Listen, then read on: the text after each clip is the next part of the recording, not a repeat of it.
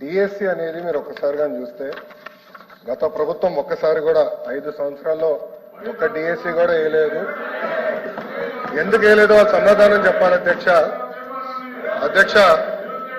DSC విషయంలో ఒకసారి చూస్తే అధ్యక్ష, ఉపాధ్యాయుల నియామకంలో ఇప్పటికీ 1994 నుంచి చూస్తే అధ్యక్ష 2,60,194 పోస్టులు భర్తీ చేశాం అధ్యక్ష.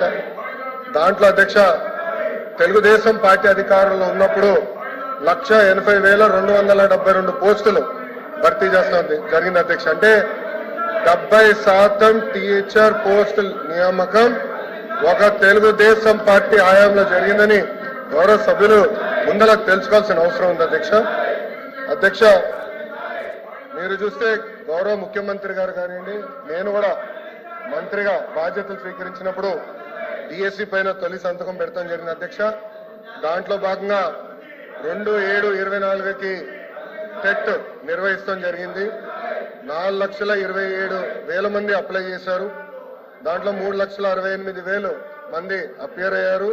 1,87,000 మంది క్వాలిఫై అయ్యారు అధ్యక్ష. మీరు చూస్తే 3/10/24 నుంచి 21/10/24 వరకు టెట్ కూడా పూర్తి చేస్తాం జరిగింది అధ్యక్ష.